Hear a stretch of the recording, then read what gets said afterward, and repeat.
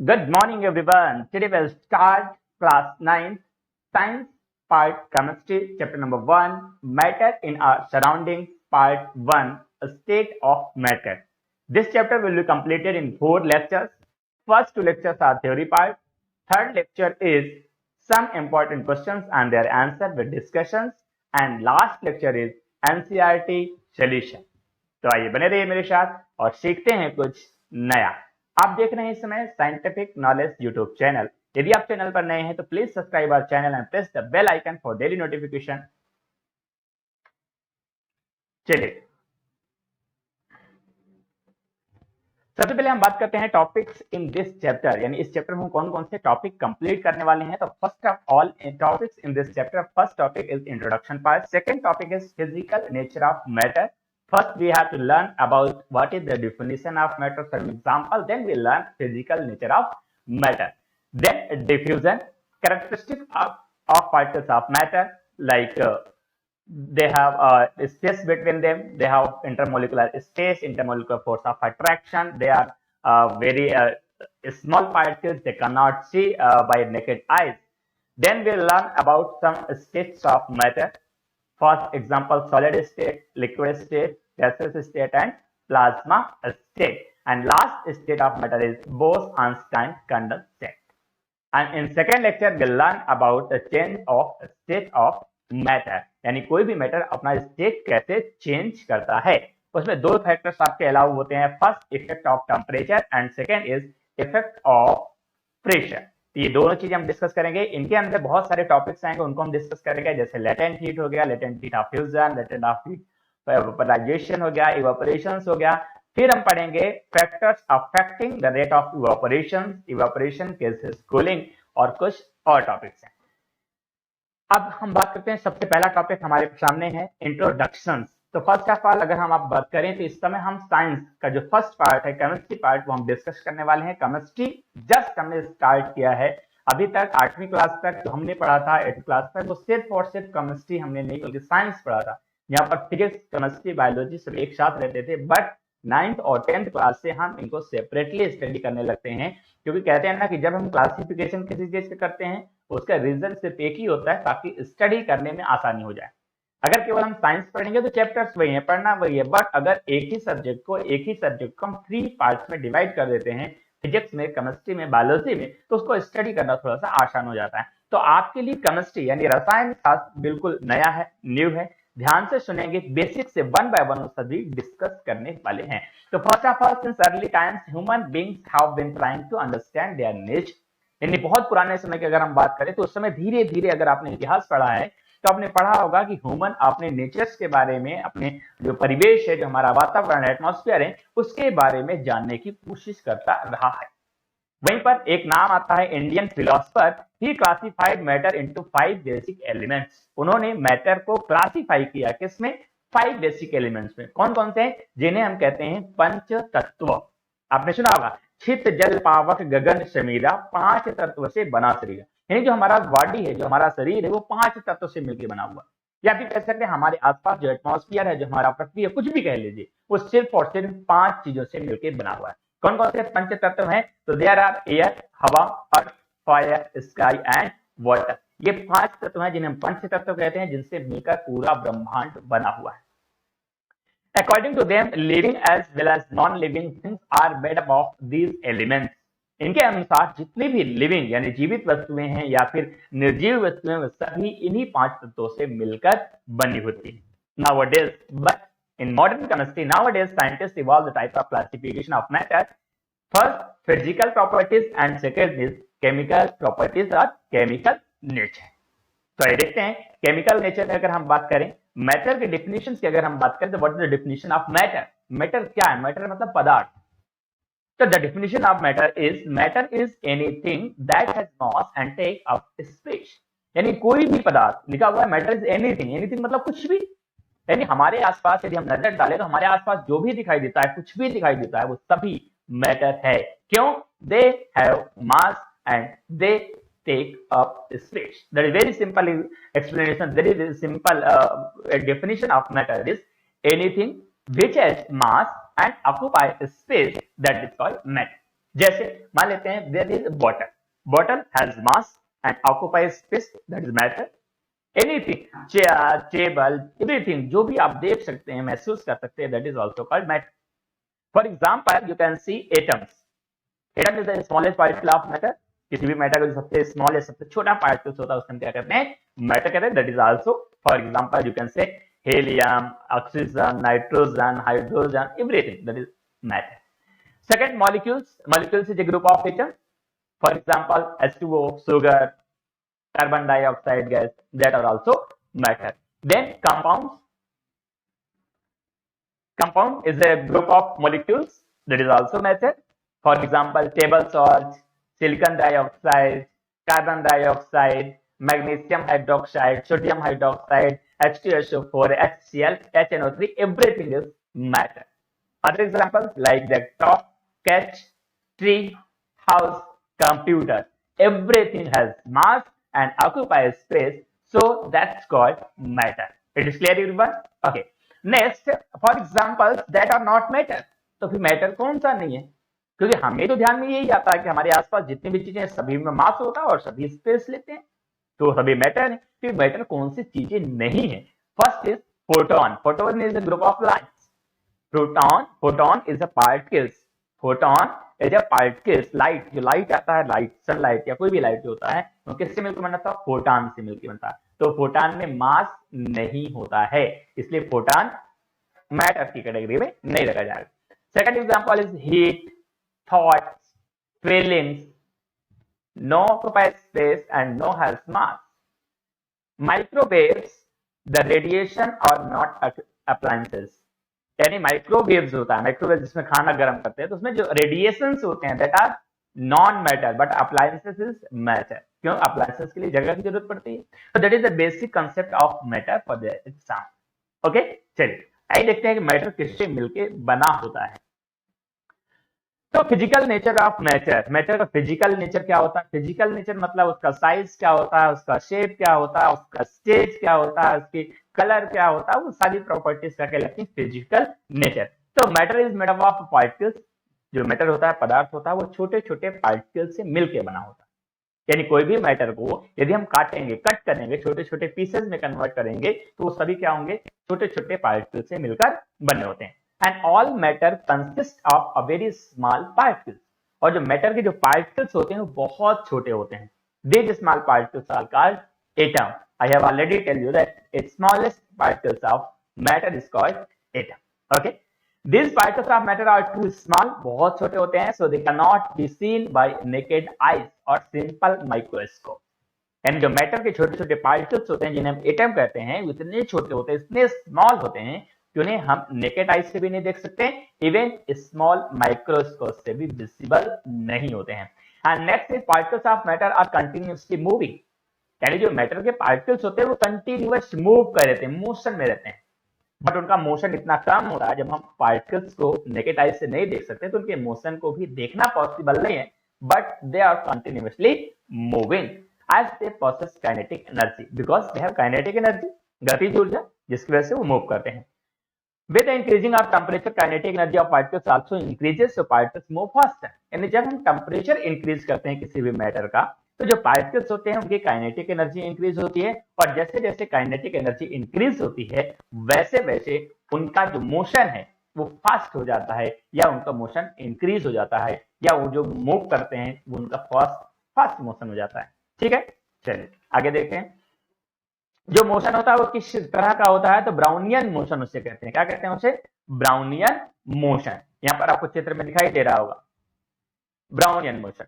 The zigzag of random path traveled by the particles of matter is called Brownian motion. That is very important topic.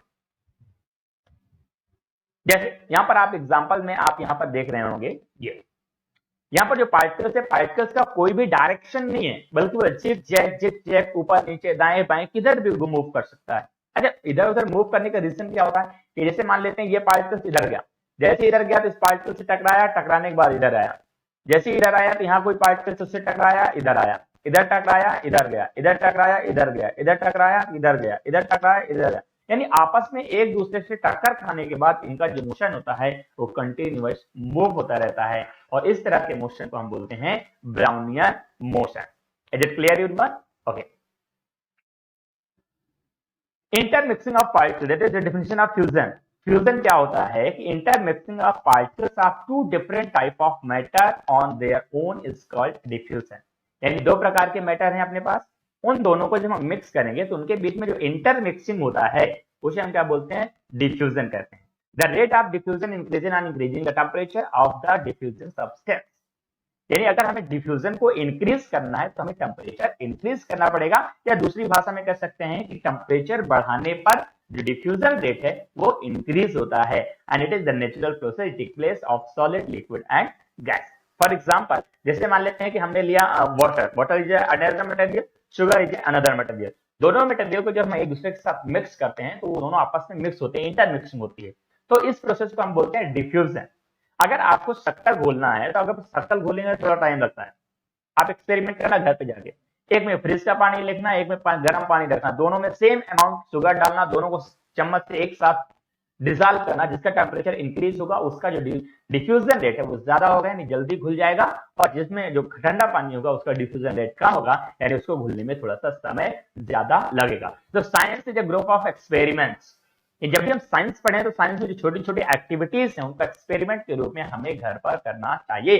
तो जो मैंने experiment बनाया इसको आप करेंगे तो आपको बहुत अच्छे से आसानी से समझ में आ जाएगा what is diffusion and what is the rate of diffusion and why rate of diffusion is increasing by heating. Okay, चलिए आगे हम बात करते हैं characteristic of particles of matter. यानी जो पार्टिकल्स होते हैं मैटर के, उनकी प्रॉपर्टीज क्या होती हैं? तो first properties is particles of matter have space between them.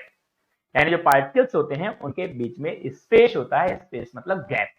कैसे गैप होता है? चलिए देख लेते हैं। जैसे मान लेते हैं कि हमारे पास कोई पार्टिकल्स है, एक पार्टिकल ये हो गया, दूसरा ये हो गया, तीसरा ये हो गया, चौथा ये हो गया, पांचवा पार्टिकल, छठा पार्टिकल, इस तरह से बहुत सारे पार्टिकल्स होंगे, छोटे छोटे पार्टिकल्स जो आपस में एक दूसरे से कनेक्टेड होंगे, और इन पार्टिकल्स के बीच में अगर आप ध्यान से देखेंगे तो आपको स्पेस नजर आएगा।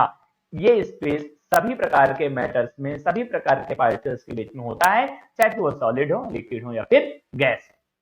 सॉलिड में स्पेस कम हो सकता है, गैस में स्पेस ज्यादा हो सकता है, बट स्पेस होता है। That is my point. तो gas can be compressed a lot because the space between the particles is more. तो गैस के पार्टिकल्स होते हैं उनके बीच में स्पेस ज्यादा होता है, जिसकी वजह से हम गैस को आसानी से कंप्रेस कर सकते हैं। That is my point. Is it clear everyone? Okay, next property, sorry, for example when sugar is dissolved in water, that is very important experiment also you all have to do. करना चाहिए। कैसे? तो when sugar is dissolved in water, the particles of sugar disappear in water, and this happens because particles of sugar get adjusted in the space between the particles of matter. Additionally, you will notice that there is no rise of water level take place when 1 or 2 teaspoons of sugar is added in glass of water, and this is because sugar particles get adjusted in the space between the particles of water and no rise in the water level comes in result. बहुत important experiment है, आप जाके करना। आपको करना का एक simple सा एक वो ग्लास का वाटर लेना है, सॉरी ग्लास लेना है कांच का, ग्लास पर आपको वाटर ऐड करना है, आधा ग्लास, जितना भी आप डालना चाहे आधा ग्लास। इसके बाद उस पर मार्किंग करनी है कि वाटर लेवल कितना है, ठीक है। इसके बाद आपको एक चम्मच शुगर या साल्ट लेना है और उसको डिसॉल्व करना है। आप डिसॉल्व करेंगे तो आपको लगेगा कि जो वाटर लेवल है वो इंक्रीज होना चाहिए, बट वाटर लेवल इंक्रीज नहीं होता है। क्यों नहीं होता है? चलिए मैं समझाने का प्रयास करता हूं। जैसे मान लेते हैं हमारे पास ये आपका ग्लास, ग्लास में हमने वाटर डाल दिया और वाटर का जो लेवल है वो यहां तक। अब जो वाटर लेवल है वो किस बात पे डिपेंड कर रहा है? क्योंकि वहां पर जितने भी पार्टिकल्स वाटर के अवेलेबल है उस बात, ठीक है। चलिए मान लेते हैं कि यहाँ पर हमने कुछ पार्टिकल्स ले रखे हैं, ये सभी पार्टिकल्स क्या हैं? वाटर के पार्टिकल्स हैं। ये लीजिए, ये सभी पार्टिकल्स हैं। अब ध्यान से देखो, ये पार्टिकल्स किसके हैं? वाटर के हैं। वाटर के पार्टिकल्स हैं, मैटर के पार्टिकल्स हैं, इनके बीच में स्पेस होता है, आपको बराबर दिखाई दे रहा है। यदि हम इसमें शुगर के पार्टिकल्स ऐड करेंगे तो शुगर के पार्टिकल्स का साइज थोड़ा सा छोटा होता है, जिसकी वजह के शुगर के जो पार्टिकल्स हैं इनके बीच में जो स्पेस है वहां पर ये एडजस्ट हो जाते हैं, जिसकी वजह से जो आपका वाटर लेवल है वो इंक्रीज नहीं होता है। इससे ये प्रूव होता है कि जो पार्टिकल्स होते हैं मैटर के, उनके बीच में स्पेस होता है। बट इतना कम तो इनको हम देख नहीं सकते हैं। Hope you are clear. Okay, चलिए अब हम बात करते हैं next property, particles of matter attract each other because of the force of attraction. यानी जो मैटर के पार्टिकल्स होते हैं वो एक दूसरे को अट्रैक्ट करते हैं क्योंकि उनके बीच में फोर्स ऑफ अट्रैक्शन होता है। यानी कोई भी पार्टिकल्स हो, जैसे हम बात करते हैं किसी भी पार्टिकल्स की बात करते हैं, जिस तरह से हमारे पास, जैसे मान लेते हैं फॉर एग्जांपल हमारे पास दो मैग्नेट है। तो मैग्नेट आपको पता है मैग्नेट में दो पोल होते हैं, एक में साउथ पोल होता है, एक में नॉर्थ पोल होता है। साउथ पोल या नॉर्थ पोल एक दूसरे को रिपेल करते हैं, साउथ पोल और नॉर्थ पोल एक दूसरे को अट्रैक्ट करते हैं। तो ये दो पार्टिकल्स हो गए फॉर एग्जांपल, ये दोनों एक दूसरे को अट्रैक्ट करते हैं। तो जिस तरह से मैग्नेट एक दूसरे को अट्रैक्ट करते हैं, बिल्कुल वैसे ही सेम जो पार्टिकल्स के जो मैटर होते हैं वो एक दूसरे को अट्रैक्ट करते हैं। ठीक है, अब अट्रैक्शन किस बात पर डिपेंड करेगा? अट्रैक्शन डिपेंड करेगा इंटरमोलिकुलर स्पेस। अब ये मैग्नेट दोनों हैं, इन मैग्नेट को जितना एक दूसरे के पास रखेंगे यानी इंटरमोलिकुलर स्पेस कम करेंगे उतना ही फोर्स ऑफ अट्रैक्शन बढ़ेगा। Space come, force of attraction बढ़ेगा। स्पेस ज्यादा, फोर्स ऑफ अट्रैक्शन कम होगा। तो जिस पार्टिकल में स्पेस ज्यादा होता है फोर्स ऑफ अट्रैक्शन ना के बराबर होता है, जिसमें स्पेस कम होता है उसमें फोर्स ऑफ अट्रैक्शन ज्यादा होता है। क्लियर है? चलिए, तो force of attraction between the particles of matter keep the particles bonded together. और यही रीजन है कोई भी पार्टिकल, जैसे मान लेते हैं ये फॉर एग्जांपल ये पेन, तो पेन के जो पार्टिकल्स हैं वो आपस में एक दूसरे से कनेक्टेड है। तो कनेक्टेड किस बेस में? फोर्स ऑफ अट्रैक्शन के बेस पे।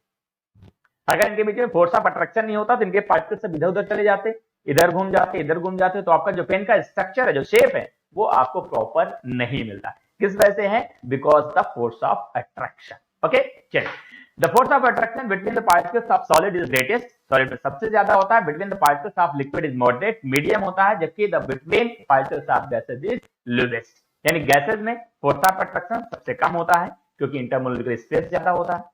सॉलिड में इंटरमोलिकुलर स्पेस बहुत कम होता है, इसलिए फोर्स ऑफ अट्रैक्शन सबसे ज्यादा होता है। Is it clear? ओके, चलिए अब हम बढ़ते हैं आगे।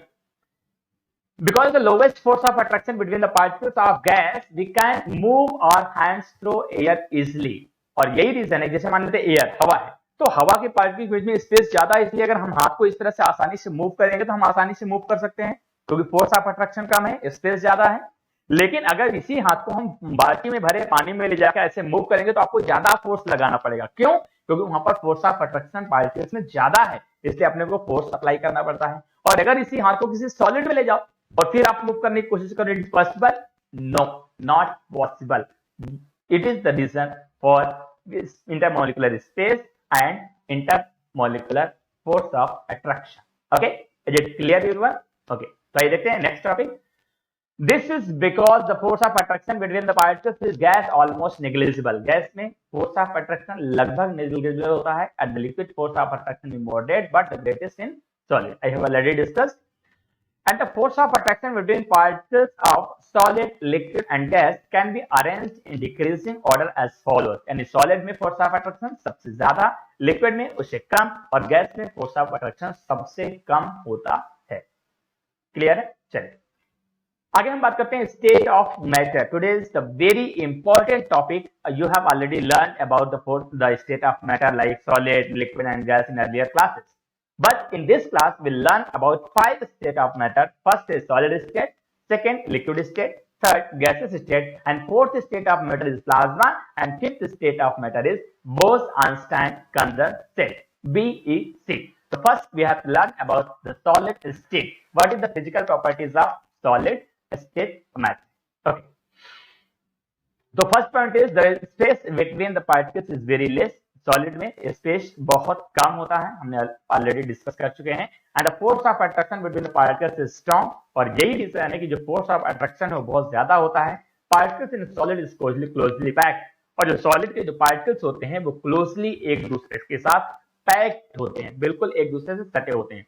चलिए समझाने का प्रयास करता हूं। जैसे मान लेते हैं ये आपका सॉलिड का पार्टिकल्स है, तो सॉलिड के जो पार्टिकल्स होते हैं वो एक दूसरे से बिल्कुल चिपके हुए होते हैं, क्लोजली पैक्ड होते हैं, मतलब उनमें जो स्पेस होता है वो बहुत कम होता है। ये देखिए बिल्कुल क्लोजली एक दूसरे से सटे हुए हैं। अगर यहाँ से भी कोई पार्टिकल्स लेंगे तो वो भी बिल्कुल एक दूसरे से क्लोजली पैक्ड होगा। तो ये आपका सॉलिड का स्ट्रक्चर है। इनके बीच में जो पार्टिकल्स का स्पेस होता है बहुत कम होता है, जिसकी वजह से फोर्स ऑफ अट्रैक्शन बहुत ज्यादा होता है, जिसकी वजह से क्लोजली पैक्ड होते हैं। ठीक है, चलिए आगे बात करते हैं। Second point is solid maintain their shape even they are subjected to external force, they are rigid. Solid का जो शेप होता है वो फिक्स होता है, रीजन क्योंकि पार्टिकल्स एक दूसरे से क्लोजली पैक्ड होते हैं, फोर्स ऑफ अट्रैक्शन बहुत ज्यादा होता है, इसलिए उनका शेप फिक्स होता है। Solid can not be compress नहीं किया जा सकते क्योंकि इंटरमॉलिक्यूलर स्पेस बहुत कम होता है, जब स्पेस कम होगा तो उसको कंप्रेस करना पॉसिबल नहीं। And the kinetic energy of particles is very less, जो सॉलिड के पार्टिकल्स होते हैं उनके बीच में स्पेस कम होता है, आसानी से मूव नहीं कर सकते हैं, क्यों? क्योंकि काइनेटिक एनर्जी बहुत कम होती है। Solid have the regular arrangement of the particles, therefore solid have a fixed shape and volume.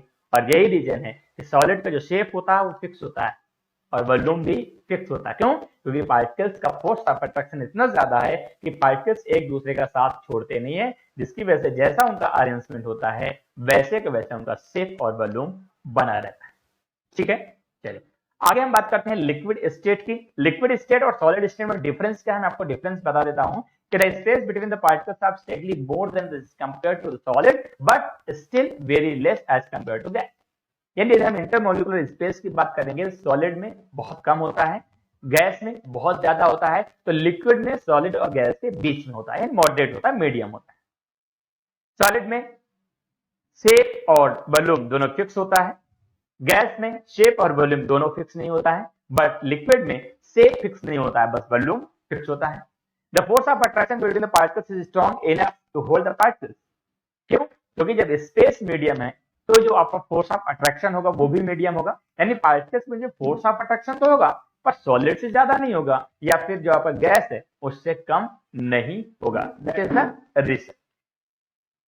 Liquid do not have a fix shape, liquid में कोई फिक्स शेप नहीं होता है, but have a fix volume, volume fix होता है। Liquid take up the shape of the container which they are hold, यानी जो liquid state के जो मैटर्स होते हैं उनको हम जिस भी कंटेनर या जिस भी बर्तन में रखेंगे उसका शेप ले लेगा। ग्लास में रखेंगे तो ग्लास का शेप हो जाएगा, बाल्टी में रखेंगे तो बाल्टी का शेप हो जाएगा, कंटेनर में रखेंगे कंटेनर का शेप हो जाएगा, बोतल में रखेंगे बोतल का शेप हो जाएगा, यानी जिस भी कंटेनर में हम रखेंगे उसका वो शेप ले लेता है। ठीक है, चलिए आगे हम बात करते हैं। The kinetic energy of the particles is more than that the solid but the liquid have the disorderly arrangement of the particles compared to the solid. यानी काइनेटिक एनर्जी भी बिल्कुल मीडियम होती है ना, सॉलिड में बहुत कम होती है, गैस में बहुत ज्यादा होती है, बट लिक्विड में मीडियम होती है। Liquid can not be compressed much, liquid भी बहुत ज्यादा कंप्रेस नहीं किया जा सकता है। The compressibility of liquid is almost negligible, इतना कम होता है उसको नेग्लिजिबल कह सकते हैं। सॉलिड में बिल्कुल भी कंप्रेसिबिलिटी नहीं होती है, लिक्विड में थोड़ी सी होती है और गैस में कंप्रेसिबिलिटी सबसे ज्यादा होती है। आगे हम बात करते हैं गैसियस स्टेट। तो गैसियस स्टेट क्या होता है कि the particles are much further apart of the non another of the compared to solid and liquid, they have a very disorderly arrangement of particles compared to the solid and liquid। यानी यदि हम बात करें इनके particles के arrangement की बात करें तो इनका पार्टिकल्स का अरेंजमेंट ऐसा होता है, एक यहाँ है तो एक यहाँ है, एक यहाँ है, एक यहाँ है, एक यहाँ है, एक यहाँ है, मतलब कहीं भी पार्टिकल्स हो जाएगा, उसका कोई भी शेप डिसाइड नहीं है, कोई साइज डिसाइड नहीं है, कोई डायरेक्शन डिसाइड नहीं है, कोई स्पीड। ठीक है, the force of attraction between the particles in negligible, बिल्कुल कम होता है क्योंकि स्पेस बहुत ज्यादा होता है। Particles of gas move freely, और इसीलिए जो गैस के पार्टिकल्स है वो आसानी से मूव कर सकते हैं, जिसकी वजह से इनका जो शेप और वॉल्यूम दोनों क्या होते हैं, अनफिक्स होते हैं। ठीक है, तो gas can be compressed easily, gas को आसानी से कंप्रेस कर सकते हैं क्योंकि उनमें स्पेस बहुत ज्यादा होता है। फॉर एग्जाम्पल एलपीसी हो गया, सीएनजी, कंप्रेस्ड नेचुरल गैसेस, सभी गैसेस स्टेट में होते हैं, बट इनको कंप्रेस करके लिक्विड स्टेट में कन्वर्ट किया जाता है। यानी आप अगर किचन में जाएंगे, किचन में जो गैस सिलेंडर होगा एलपीजी का, उसको हिला के देखना, आपको फील होगा दैट इज लिक्विड स्टेट। भाई वो तो गैस बट लिक्विड स्टेट में है, क्यों? क्योंकि उसको हमने कंप्रेस कर दिया, जिसकी वजह से वो लिक्विड स्टेट में कन्वर्ट हो चुका है। हम बात करते हैं आज के fourth state of matter, that is plasma.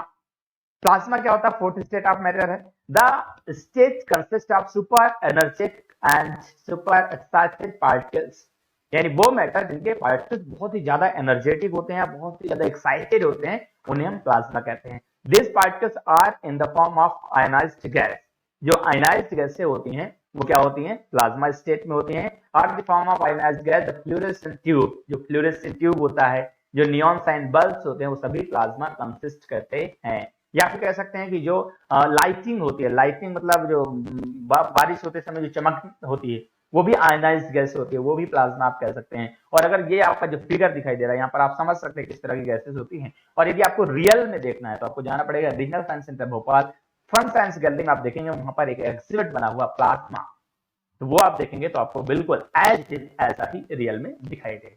और अब हम बात करने वाले last state of matter, that is Bose Einstein condensate, या शॉर्ट में इसको हम बोलते हैं BEC।